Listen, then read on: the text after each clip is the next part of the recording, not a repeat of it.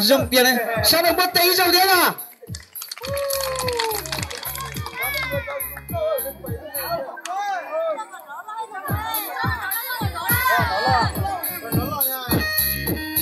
Chà, nhỏ bể trông, ít sống mấy giờ nó này. Ta chỉ chưa ít sống mấy giờ à? Bây giờ giờ chỉ nó tan nó nhau không mấy giờ nó sẽ. Bây giờ sống mấy giờ, chỉ ít sống mấy giờ lúc tràn tới lịch sẽ. Dòng tiền tiền đây nè, này chính xác đây nè, này tiền giọt à.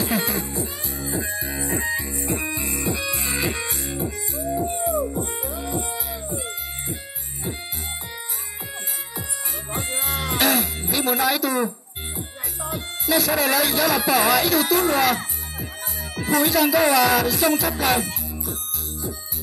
các chị này lúc đây là cũng chưa khéo này nè, phần đó nó mà bỏ. Cái này rất là tuyệt vời kia tụi nó bắt ta nè, rằng có hai kia, lúc qua, chụp nó này, giờ lấy cái tên họ rằng có là lừa chụp là bắt nó này,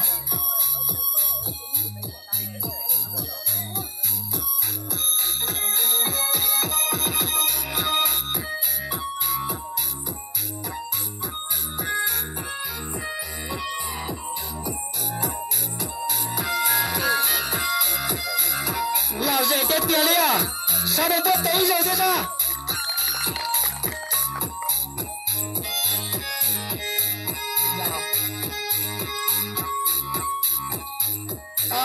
Hai đứa cháu tú lù nhà đây cho gì là con nó này.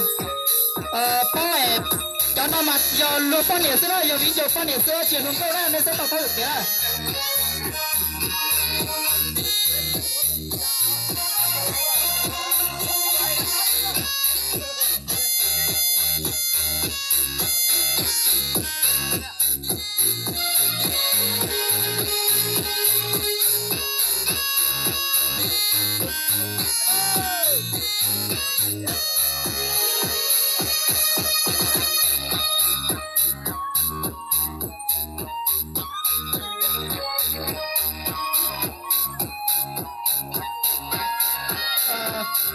Là gì thế kia bây giờ? Gì nó tỉnh rông cho người ta thế? Này sẽ được bố rông tê thế nào?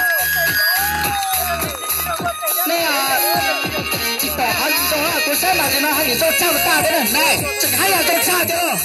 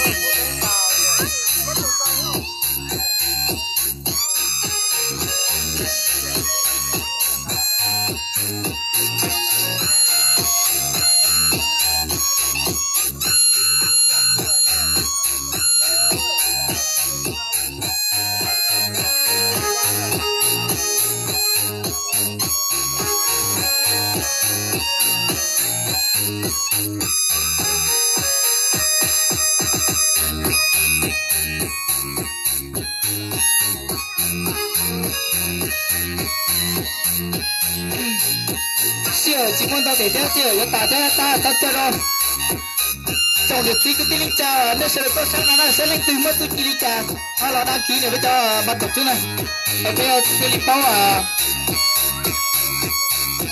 phải搞qua chương trình này cho tặng đây này